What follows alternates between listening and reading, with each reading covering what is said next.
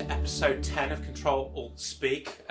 We've hit the end of our first season of podcasts, and for the occasion we've got Gabe Gray from Tradology UK joining me. And what a season it's been. So Gabe, you were just saying you've been following some of the episodes.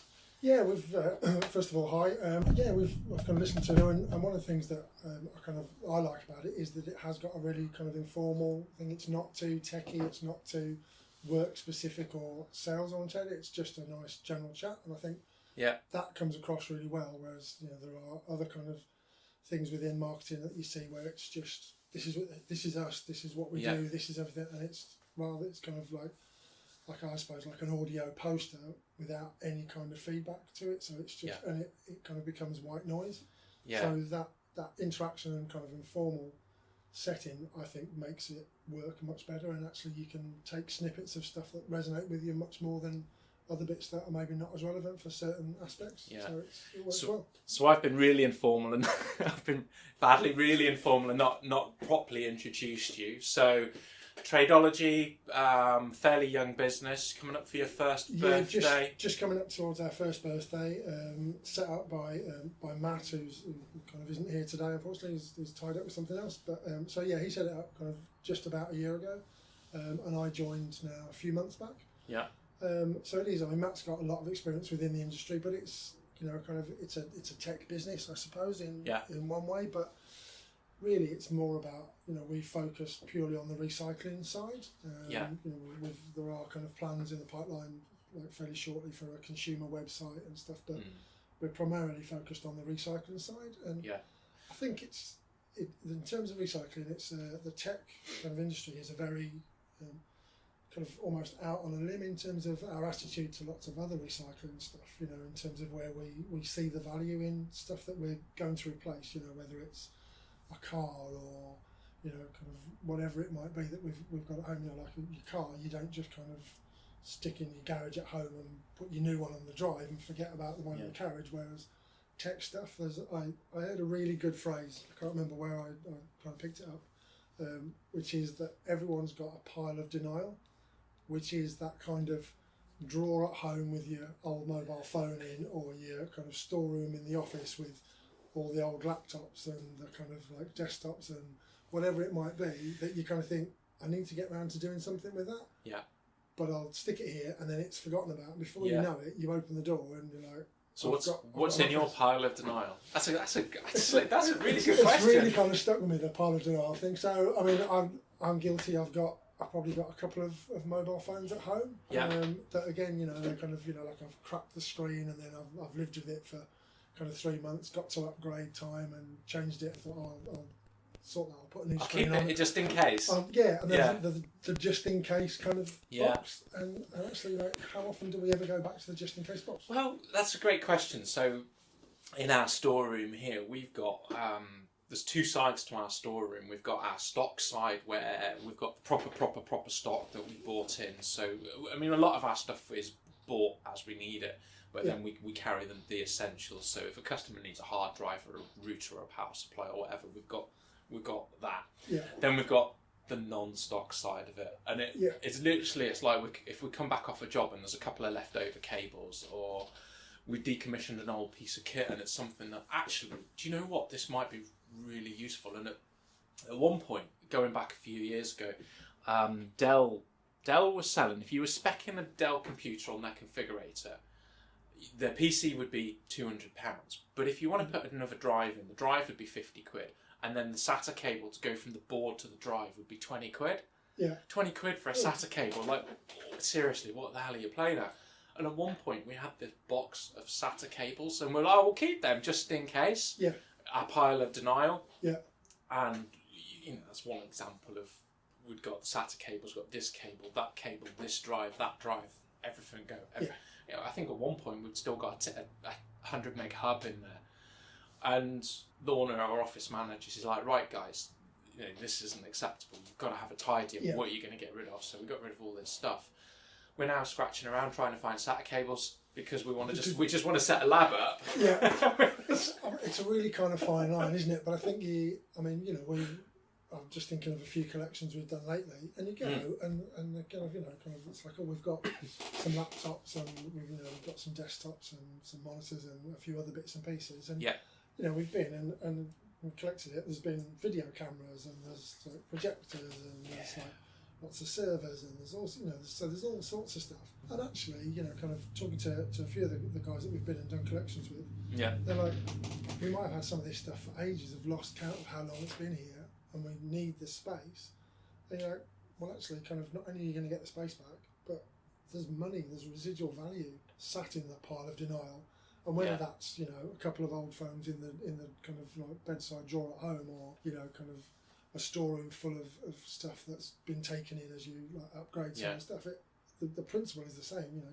There are kind of the just in case stuff that you need, like the SATA cables, for example, but there's also stuff that I think sits around gathering dust that people, like I was saying a bit earlier about the kind of attitude to tech recycling seems a little bit at the moment playing catch up to our attitude to other stuff.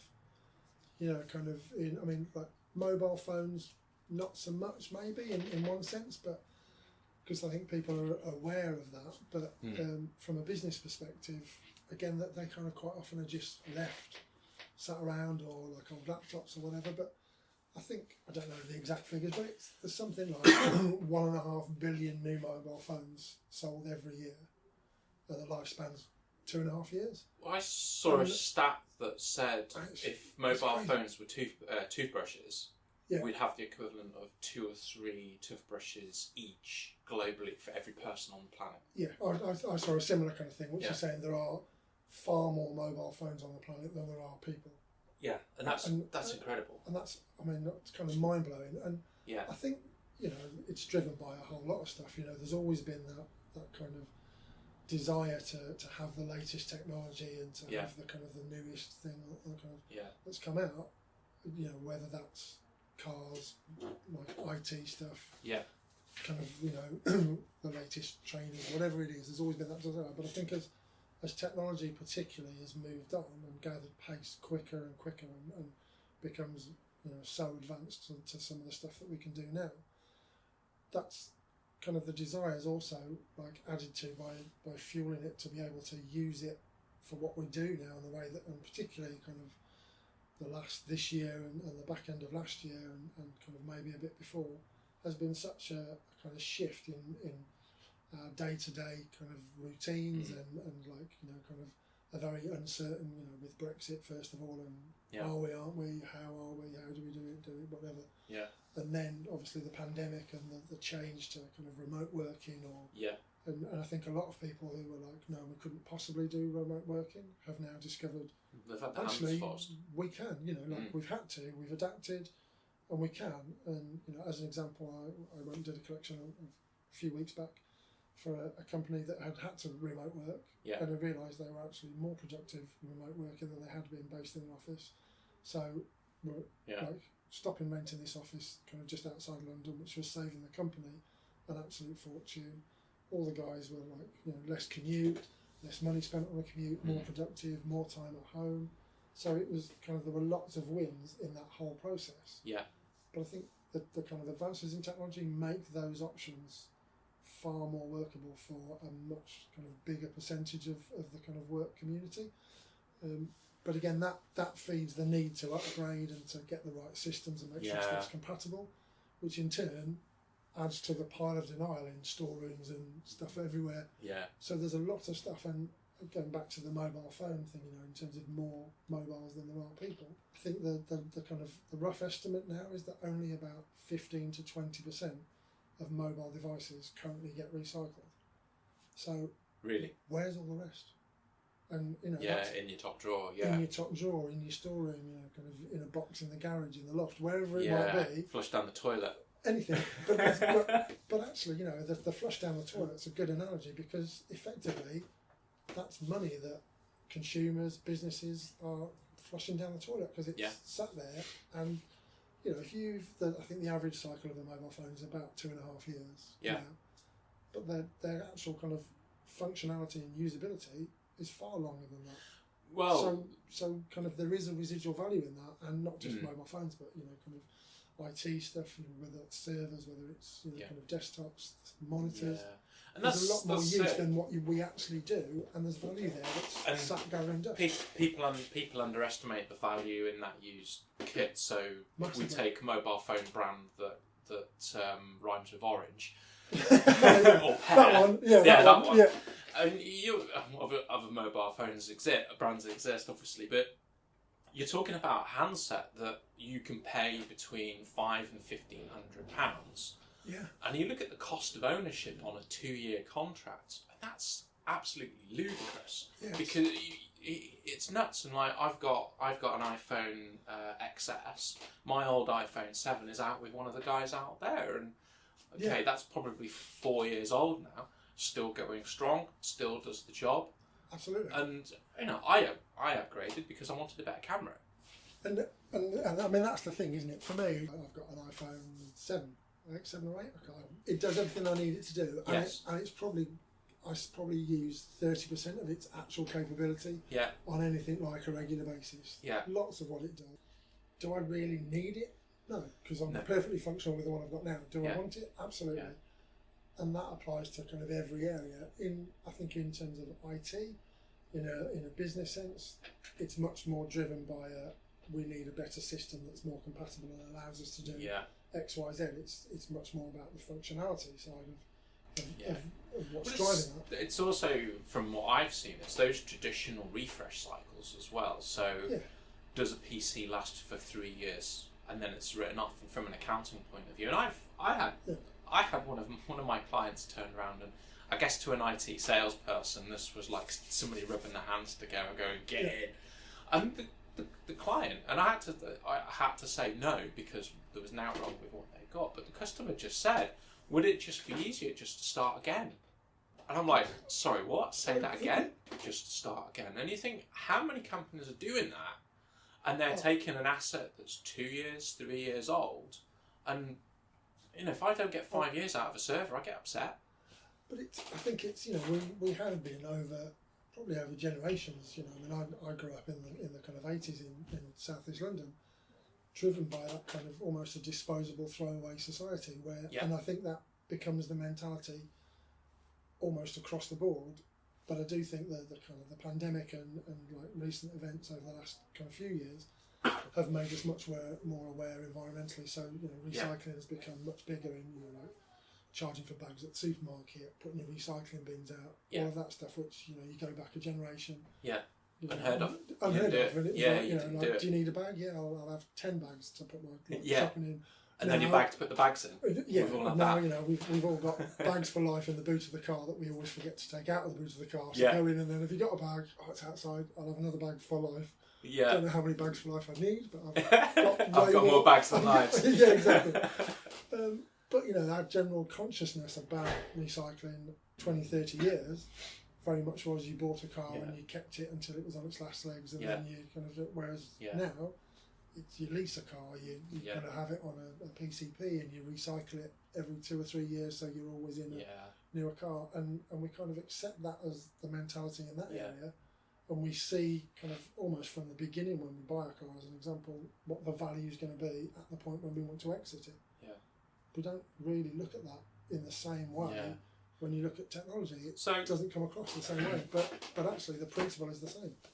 So I want to come back. There's a couple of points I want to come back to, but before we do, so I think what we're basically saying here is we've got this mentality of disposable equipment, whether that's accounting policies that say 3 years you refresh, whether that's 2 years on a mobile phone when it might last 4 or 5. So recognising that we've got all this equipment, it's got lifetime in it that we're wasting. Because of this disposable mentality. And actually what we can do is flip that on its head and say, well, I'm quite comfortable replacing my mobile phone every 2 years because I can. So I'm going to take that old mobile phone and I'm either going to hand it down within the business to get that extra life, or I'm going to come to somebody like Gabe and say, Gabe, I've got a room full of kit here. It's 3 years, 4 years, take it away. either it's disposed of then in that environmentally friendly manner, because we've obviously got the directive and all that. Yeah. And I guess also GDPR from a destruction of data on that equipment. I think that's a really interesting point. Yeah. That I think, maybe kind of subconsciously one of the reasons that people kind of think I need to kind of exit this old kit, whether that's kind of desktops or mobile devices, whatever it might be, but kind of put it in that room and keep it and build a pile of denial and stuff. Yeah. Is the kind of just being a little bit uncomfortable about how secure is my data going to be, and stuff, because we use like a mobile phone. I know we keep talking about mobile phones and it applies to other devices, but there's so much information that's kind of personal to us, either kind of as an individual or kind of sensitive in a business sense. Yeah. That we're kind of protective of that, and it's almost like, well, if it's in a room over there, I know no one else can get it, kind of, even though that's not my secure true. pile of denial. My secure pile of denial. Yeah, absolutely. Yeah. So maybe that's what we should change it to, a secure pile of denial. But actually, kind of, you're right. With the WE directive and like, us and other recycling companies are available in that kind of TV, like you mentioned something or whatever. But people, everything is done to meet GDPR and far beyond kind of requirements, and to like securely data wipe and erase or kind of data. But if you can make some money whilst you're doing it, why would you not? Well, I mean, and that's one of the things that kind of, since I've come on board, I've been trying to kind of make connections and reach out to people and kind of just explain, and people are generally, if you're as you'll know, if you're trying to sell something, the expectation is, how much is this going to cost me? Yeah. What I don't like, I've got a few minutes. Tell me what it's about. How much does it cost me? Convince me that I do need it or don't need it. Yeah. And actually, with us, it's a very different thing, because I'm going out and effectively trying to sell the service. Yeah. But I'm selling a service where I'm saying, I don't want any money from you. I'm not looking for any financial input at all. But that room full of junk, or your secure pile of denial, or whatever kind of phrase people are going to use, if you're not using it, which by the dust and the kind of boxes upon boxes and boxes suggest that you're not, there's money there waiting. And so from a kind of personal point of view, going out to talk to people, saying this is what we do and stuff, like we've had a few meetings and they're like, well, so how much is it? I'm like, it's not going to cost you anything. Not only is it not going to cost you, but we'll do a full appraisal, we'll look at this, and and then we'll come back and say, this is how much we will offer you to take all that away. Yeah. And do it. We will buy your rubbish. Effectively. And kind of if you've got a core business that's not recycling, we're going to take your junk. Yeah. And we'll give you some money for it, and you go and have a nice time with that money, however you want to do it. Yeah. And then we'll, it'll be securely wiped, it'll be ethically recycled, it'll be reused. We call our program a positive reuse program. And we're, our kind of, one of our core aims is to reduce landfill as much as is kind of humanly possible. Because I think we've all seen the pictures of kind of landfill sites in Africa with old computers and bits and pieces and stuff. And again, tying into the being more environmentally aware, we're all at that point where we're like, actually, not only can we do better about the way that we kind of look after stuff, we need to do better about that kind of stuff. And it's not that difficult to do. I know I'm going on and going off on tangents, I'm fully aware of that, but which is, as my wife would tell me, is like standard behaviour. We'll rein you back in a sec. We'll rein you back in a sec. But one of the things through lockdown that there were lots of people sharing photos of different things and stuff. But I remember seeing some photos of the sea at Blackpool. Yeah. And it was crystal clear.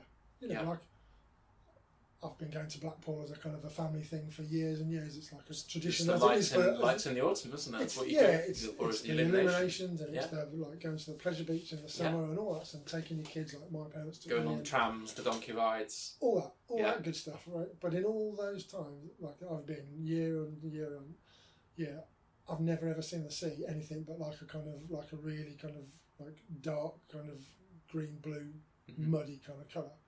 Pictures I saw, it was like almost like tropical seas. It was clear. Wow. And I mean, I was literally kind of looked at them and was just like, that's stunning. And things like reports of dolphins being spotted in Venice.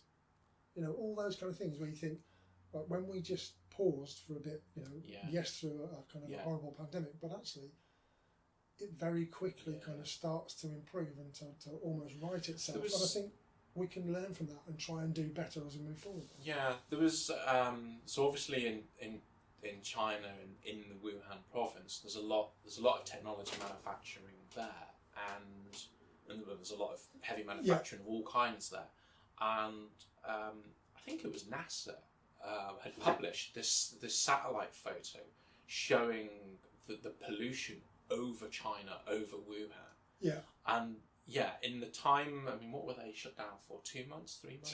Two or three months, I think, wasn't it? Yeah. And in that short space of time, it was clear. Yeah. Absolutely crystal clear. And you have to wonder, even just as a shift to society. So China shut down for 2 years in January for like their New Year and stuff. But if you think culturally, if we said, right, for 2 months of the year, we're going to shut down work, production, we're just going to worry about us and living life and all the rest of it, the benefit to the planet, the benefit to society, that's a deep conversation. It's a very deep conversation, but I think there are, I mean, you can tag mental health into that. I think that, even things, I remember when lockdown kind of started and you were able to go out for your one walk a day and stuff, and taking the dogs for a walk near where I live, and walking through the woods and stuff, and just being, it's just brilliant. And you kind of, the stuff that you take for granted on a day-to-day basis when we're all busy and we're like, trying to get new work in, or we're doing X, Y, Z, whatever it is, and dropping the kids at school, getting back in time to pick them up, doing this. And it's just a manic runaround. It's a kind of, it is a manic kind of day-to-day existence in lots of ways. Yeah. But when we were forced to just be like, you just need to, all we're asking you to do is stay at home. Okay, that's, kind of, for some people that's easier, if you're lucky to have a nice house and all that kind of stuff. But generally, that made everyone, I think, take a breath and be like, actually, there's a lot of stuff that we take for granted. I mean, how many people have improved their garden through lockdown? I think not me. Not me. Well, don't have a green finger on me. You must be one of the few people. Because almost everybody I know, I've seen photos of my new patio, my new this. I've done this. Killed my lawn. I've killed my lawn. I put some of that 4-in-1 down that had got the weed killer. In fact, I was saying this on the previous episode with Anthony from Wiggins and Lockett, and I'd put this treatment stuff down on the lawn, and it's now just I've knackered it. I hope that's not right, because I've just done exactly the same about a week ago, and I'm just watching. Watch for the black spots. I'm watching, so I'm hoping. Well, we'll see. But everybody had that stuff that we could do and take time to focus on us and kind of stuff. And, but you're right, the benefits to the environment have been staggering. So my notes say that you joined the business in July, which obviously wasn't peak lockdown, but we're on the back end of that.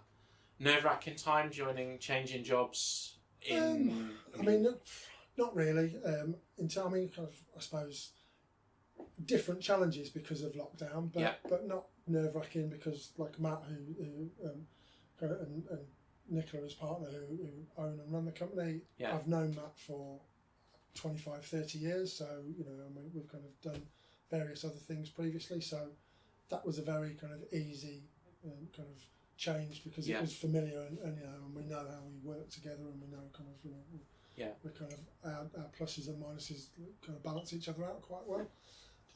So that was easy, but it definitely brings its own challenges, particularly in being a new business and trying to kind of get the name out and what we do, because as involved in sales, no one saw it coming, but also that face-to-face relationship building, not being able to do that, to just kind of pop in and see someone, or go and kind of race to do it and do that. And actually, I know when I spoke to Beth about coming to do the podcast, she was like, you can do it over Zoom, and I was like, if we can come and do it face-to-face, that's so much better, because you just get a better result, whether that's for doing a podcast like this, or going and meeting a new customer or client or whatever. Trying to build those relationships via email or LinkedIn. I mean, I've absolutely rinsed LinkedIn over that period, because it's a really good way to get to people, but even that's brought its own challenges, because some people just want the information straight away. Like, I haven't got time, I'm really busy, just send me what you do and I'll have a look at it when I get a chance. Other people want to kind of get to know you a bit and stuff before you talk to them. So I've kind of, there's been kickback on a couple of kind of things where people have been like, like I had one the other day where someone was like, I don't reply to copy and paste emails. I was like, well, it actually wasn't a copy and paste email, but I do understand why you've reacted like that. Yeah. So then you kind of go back and say, well, actually, you know, it wasn't really, but some people just want that kind of like, here's a snapshot of what we do. Yeah. If you want more information, you know, I'm sure I sent you a very similar kind of one when I initially kind of contacted you, because I think it's building those like networks in a business sense when you can't go and meet someone and you know the shaking hands thing is so difficult. You know, like the amount of times when you go and people are like, are we shaking hands or are we not? Well, there's the awkward high five, the elbow do thing, it elbow thing, do it, and you know, and you kind of, it's so awkward and it takes all of that kind of personal side out of it. But that's what sells, and absolutely. I know that's one of the things I've missed is the interaction. I've actually missed shaking people's hands. That interaction, and like even now, if this was a Teams call, we'd be kind of staring at the screen, and we're both sat here. We can look at the whites of our eyes. We can gesticulate. We've got emotion. But it gives you a real conversation as opposed to, I mean, the Teams or Zoom or you know, kind of whatever, where there's that awkward bit where nobody knows, right, are you going to speak? Oh, no, you go. No, it's okay, you go. And like, you know, if you've got an hour Zoom, 25 minutes is people going, oh, no, sorry, no, you, no, excuse me, sorry. Yeah. And, you know, getting back to being able, that's the thing I'm looking forward to most, is actually things opening up, not so much in a kind of government directive way, but in just people feeling less anxious about being able to go and sit in a room with someone and have a chat and actually get back to work in the way that we do.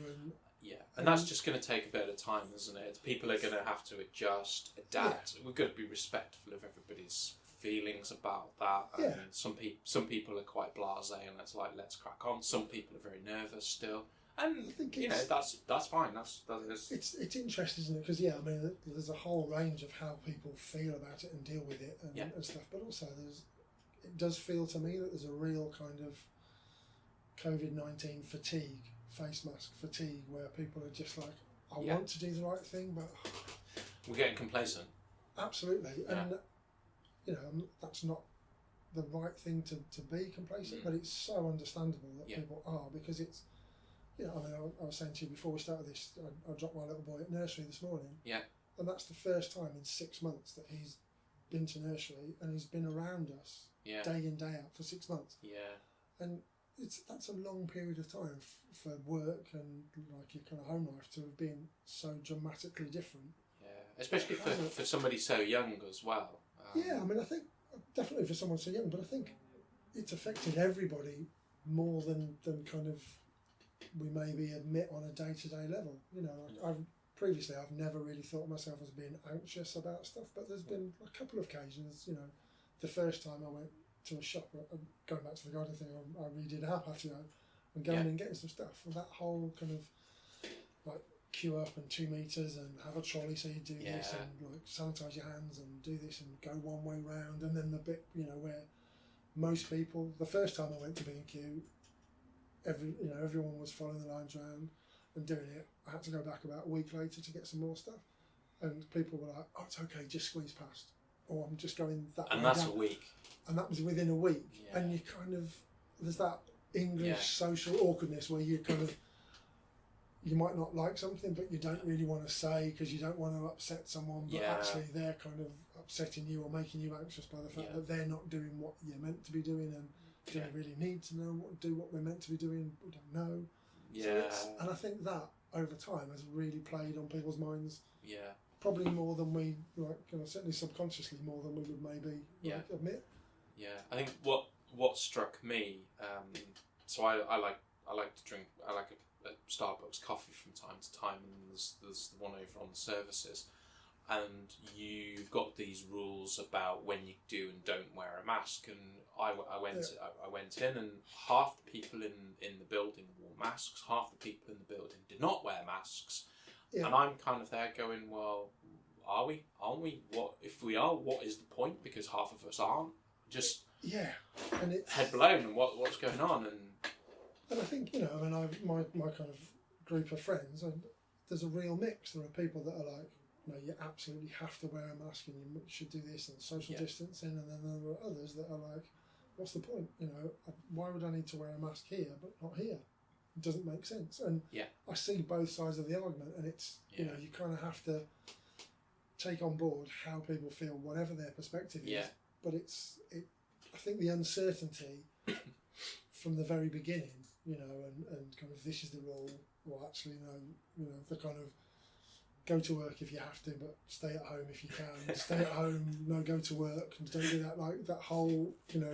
There's been some great parody videos. You know, but like a political kind of okey cokey. You're like, well, what are we doing? Like nobody really knows, and that's just put your left leg in. That whole thing. Like, what are we doing? Yeah. And nobody knowing if that's the right thing or why it's the right thing, and then it is, then it isn't, and stuff. And that, I think, again, has affected everyone and kind of behaviours and stuff in a much more kind of core way than I guess we really kind of acknowledge sometimes. And it's difficult, but coming back to the work stuff, that depersonalisation of not being able to go and just call into a business and say, oh yeah, I was just passing, thought I'd drop you this in and just, you know, introduce myself.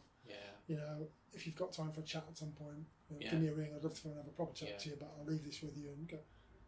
Not being able to do that kind of initial thing and then spend time building a relationship, building rapport, and all the kind of typical sales stuff that we do as kind of sales guys has been much more challenging when everything's had to be at arm's length. And I think it's more challenging from not just the sales perspective, but also from the kind of prospective customer's point of view in not being able to gauge what are these guys actually doing? What am I really getting from this service or stuff? Because you don't get that personal input. And so coming back to the point about, you know, was it a kind of a challenge and a difficult time to start a new role?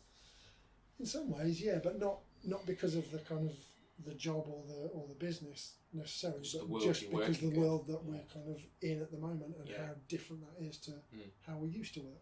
So one of the things that you said quite early on in this conversation that I just wanted to come back to. So you described Tradology as a tech business, which it absolutely is, and I think it's just being mindful of the fact that you've got two tech businesses in the same room, and sometimes if you've got somebody that doesn't really appreciate the vastness of technology, of the industry of technology, two tech people in the same room. What are you doing? What's going on? But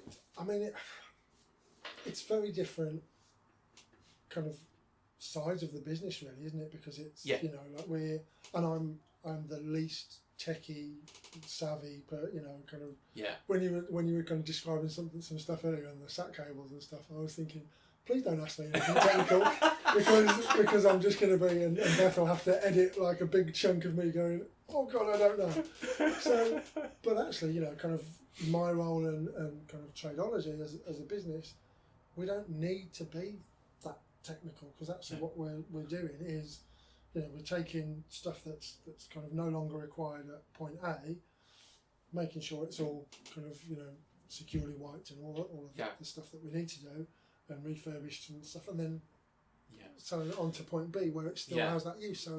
So the kind of technical knowledge side, I mean, Matt is kind of far more technical than me, so there is technical knowledge in the business, but it re-emphasises the value of partnerships. It re-emphasises, and the way I've described over the years, the way I've described IT as an industry is it is complex. You could compare it to law or medicine or marketing, and you'll go to a particular type, whether you want a divorce lawyer or a commercial lawyer or whatever type of doctor that you need for whatever's wrong with you. And it's the same with tech. And actually, there's nothing. It's perfectly right and acceptable for a business to engage multiple tech partners in the right way. Yeah. Or what we try and do is we are the tech partner, but then we bring in the people that complement us. So whether that's... Well, you were saying earlier about one of your customers where they'd said, wouldn't it be easier to start again? Yeah. And you know, I'm kind of assuming a little bit, but I'm guessing from your kind of perspective as a business, there are lots of customers that kind of this is what I need it to do, but I don't understand any of the A to B to C to D to get me to this point connections, and actually want you to kind of simplify that in terms of like you understand all the technical stuff. Yeah. They don't necessarily need to understand the technical detail. You know, I see a lot of kind of stuff where customers are like, I've no idea, it does this, that's what I need it to do, I don't know how, and that's the kind of the gap where you guys are in terms of understanding. And so I guess from your point of view, you have that balance of trying to understand what the customer needs without making it too technical. Yeah, that's a massive part. That's a massive part of what we do, is that piece of information, advice, and guidance. And the customer, it's really difficult. And it goes back to the point that you were saying before about you go in to talk to a customer, and you don't want the customer to feel that they're being sold to. But and actually, sometimes what we're doing is we're deliberately saying, no, don't buy this, don't do that. But you've got to break down that barrier, and but you've got to get from a relationship point of view, and it always comes back to that relationship. You've got to get to a point where you can have the frank conversations, and you can say, right, Mr. and Mrs. Client, where's your business going? What are the issues that you've got? How can we then tear that apart and break it down? And it's just being clear that, sometimes I'm going to say, actually, you need to invest some money here. But sometimes I'm going to say, no, you don't need to invest some money there. Or it will be, I don't know the answer, but actually, I'm going to go and talk to Gabe because he knows how to deal with that pile of denial. He knows how to do that. We'll manage that relationship for you, or you can deal with him directly, whatever you're happy with, and we'll deal with those issues. And it's about that relationship. And yeah, absolutely. And I think business is always about relationships. Yeah. And kind of and that thing about you buy from people you like and stuff, and it's it's one of the oldest kind of sayings, but it's so true. But it's so true because you do, and that thing. One of the things that bugs me to this day, and it doesn't happen as much now, is but when you walk into a shop, a clothes shop, and you've got one foot in the door, and someone's like, "Can I help you?" Well, if you let me get in the shop and have a look, possibly, but let me get in the shop first. No. Kind of that bit where kind of like just leave me alone, chill. Just take a step back, chill out, and if you let me see what's behind you before you ask me if you can help me, that kind of the difference between the I've been told to ask you if you need any help, or like, can I actually help you? And if I can actually help you, how do I, having a quick think about how do I do that before I even engage with you? Yeah. So that there's a kind of, I'm coming to it with a little bit of information, and again, I kind of reference the car sales, but it's very similar in anything. That asking better questions. Absolutely, that kind of however you want to term that part of the sales process. But the more information and the more you listen to what the customer or the client or whatever business it is actually after, right? Kind of, okay, that's what you're telling me you want. What do you need that to do? Why do you want that? Do you really need it, or actually for what you're looking to do, do you need a bit more or do you need a bit less? Yeah. And understanding that, and the thing that you were saying about saying to a client, actually you don't need to change that. That's fine. Yeah, okay, so that you don't necessarily get business at that point, but in terms of your relationship and you're building trust, and when they do then need it, I'm going to go and talk to Chris because he was dead straight with me, dead honest. He kind of looked at what I needed and told me you don't need to spend money at this point.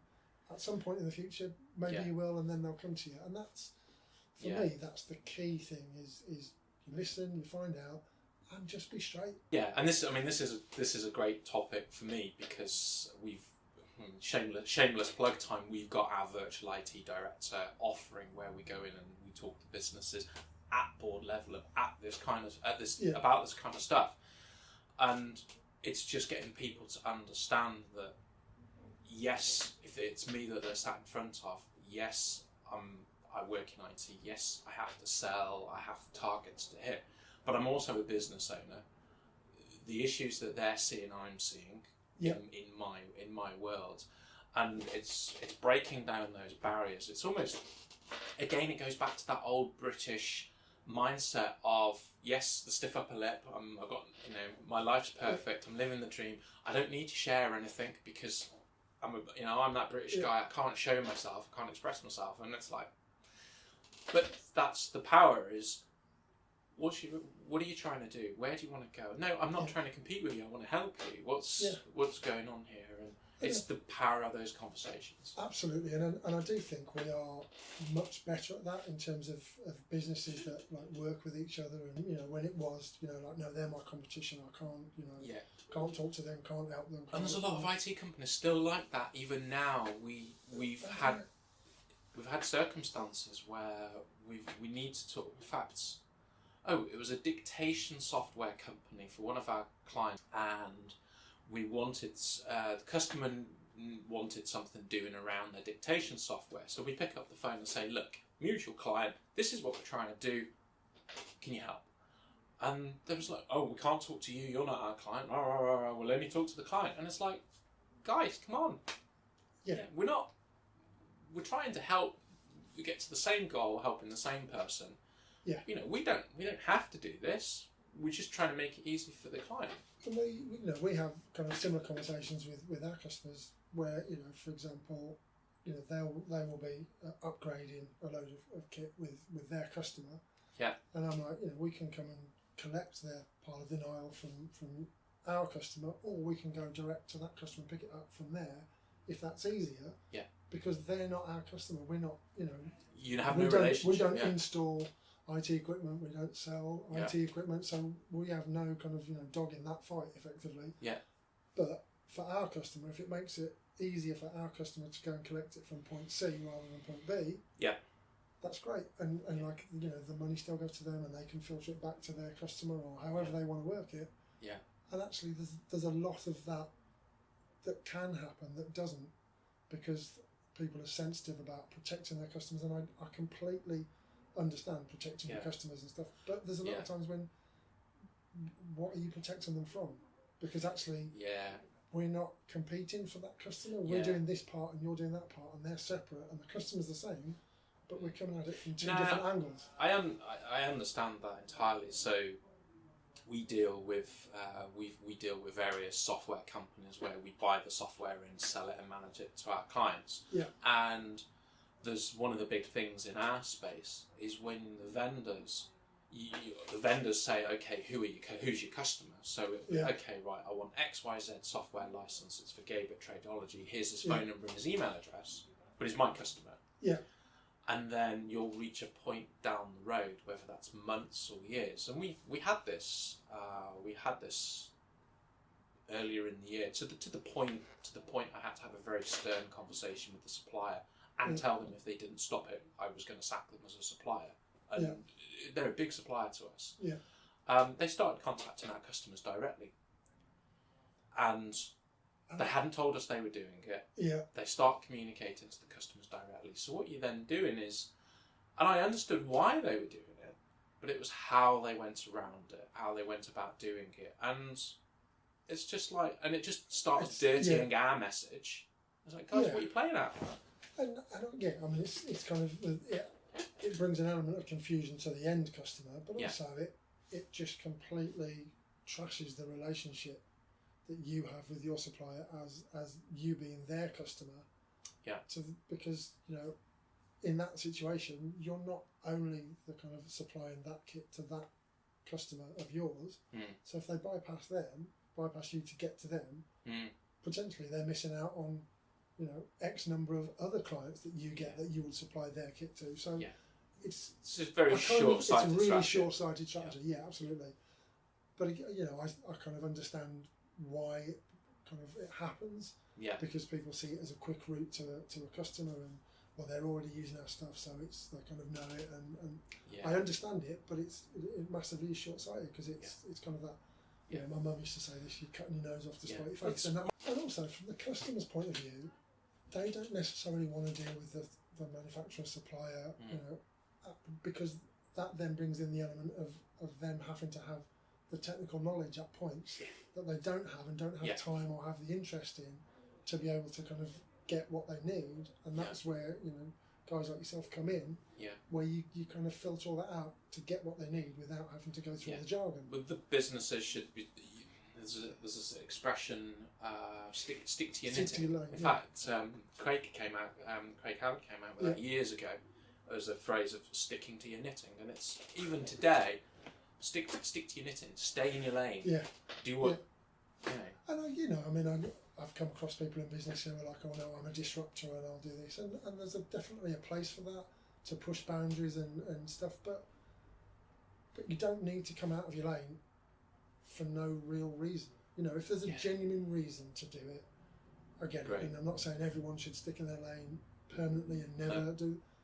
But if you've got a reason and there's a benefit to it, I get it. But if it's short-sighted or you're doing it just to disrupt something, who's that actually going to benefit? So let's bring that back to Tradology. Obviously, first birthday in November. Yeah.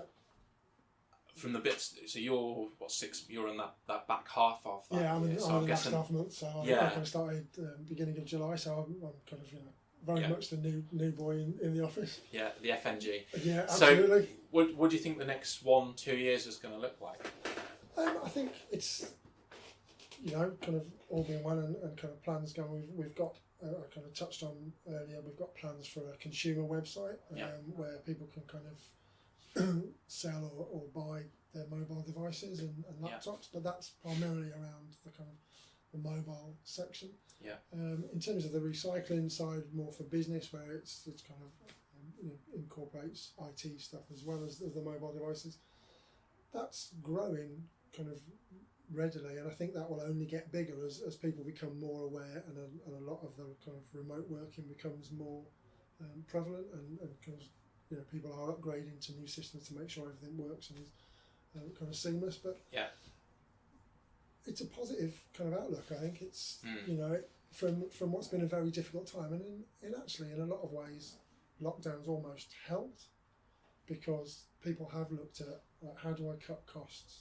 Do I need to buy a new phone? Do I need to buy a new laptop? Will refurb do, mate? Actually, that's cheaper, so yes, it will. So it's kind of, that in itself has bizarrely been quite a positive effect, certainly initially, and I think that will carry on. There's lots and lots of scope. I mean, you know, there are so many. We touched on before that, you know, the 15 to 20% of stuff is actually being recycled at the minute. So when you think of how many millions and kind of, you know, 1.5 billion mobile phones a year, it's a lot of phones. When you think of that, and that's just phones, and then you add in tablets and laptops and all that stuff, there is a huge pile of denial dispersed around offices and drawers and lofts and garages and whatever, that's sitting there waiting to be recycled. And I think, you know, as people realise that actually I'm sitting on some money, you know, whether it's 20 quid or whether it's £5,000, depending on what, you know, or more, you know, whatever the value is, depending on how much stuff there is and what it is. But there's money that where people are sitting on doing nothing. And, you know, I'm coming back to right at the beginning, the just in case bit. And yeah, you will go to the kind of, you know, actually we've got some of those.